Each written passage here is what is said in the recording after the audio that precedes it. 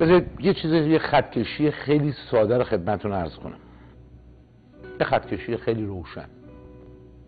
دستور وزارت اطلاعات برای خارج از کشور اینه. دستور وزارت اطلاعات، حکم وزارت اطلاعات برای اپوزیسیون اینه. شما هر چی میخواید بگید، بیاید راجع به کاندیداها بحث کنید. عیباشونو بگید هستن. حالا چند نکته رو من راجع به نامزدها براتون بگم. حرفای آقای عارف ناگهان قطع شد و آقای عارف اعلام انصراف داد. اگر سعید جلیلی بیاد به اون نقطه انفجار خواهیم رسید. نه روحانی نه عارف هیچ کدوم مورد حمایت جبهه اصلاحات قرار نگرفتن. اگه خامنه ای میخواد سعید جلیلی باشه، چرا این دوتا رو گفته باشید؟ این آدم از سیاست بین‌الملل هیچ نمیداند. ولی جالب اینه که حرفای محسن رضایی هم قطع شد. آیا سعید جلیلی باید رئیس جمهوری ایران بشه؟ قالیباف با کنار رفتن هاشمی و مشایی دوباره جان گرفت. یک مشت کلمات بی معنا، کلماتی که اصلا در جای خودش مورد استفاده قرار نمیگیره، از سوی آقای جلیلی مطرح شد. آقای حسن روحانی یه گام از جلیلی جلوتری.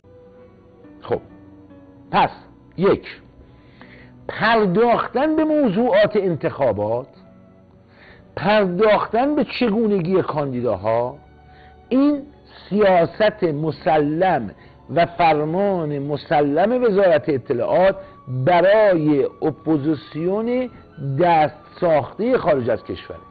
یعنی هر پیچ تلویزیونی باز کردی در خارج از کشور دیدی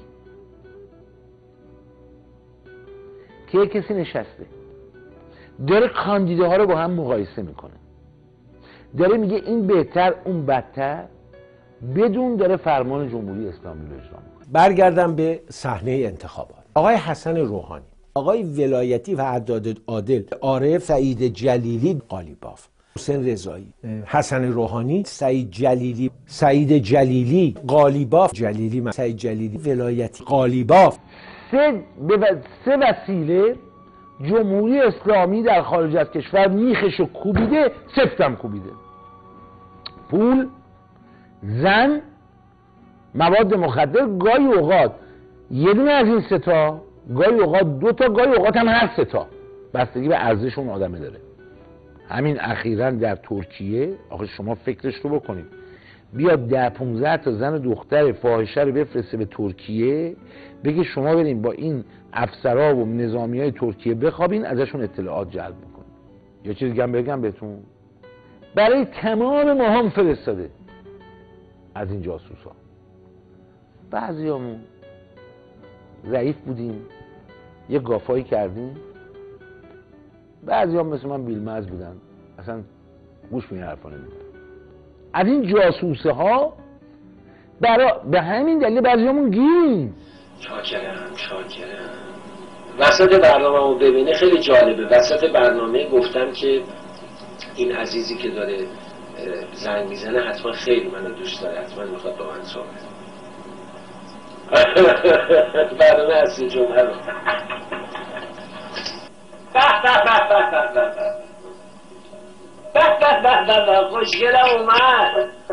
خوشگلم اومد خوشگل من، نازتو برم. باز رفتی که اومد. قربونت برم الهی. صورتو برگرد ما، اون لباتوی خودم، صورتی خودو برگرد ما، لباتو ببینم. قربون اون لبات برم، قربون لبات برم ناز من. یه بوس برای علیت بفرست، دلش تنگ شده. تا اینا نیومدن یه حالی بهم بده، تو رو خدا یه حالی بهم بده، یه چیزی بهم بده. درد من اونه که اصلا براشون مهم نیست این کنفرانس رو کی گذاشته، پولش از کجا اومده، هدفش چیه، به صرف اینی که بریم 2 شب هتل مجانی میره تو کنفرانس شرکت. 2 روز در سفر بودم، 2 روز در استکهلم، پایتخت سوئد، در پارلمان سوئد. درد من اونه که بعضی ها فکر میکنن مهم آدم تلویزیون داشته باشه.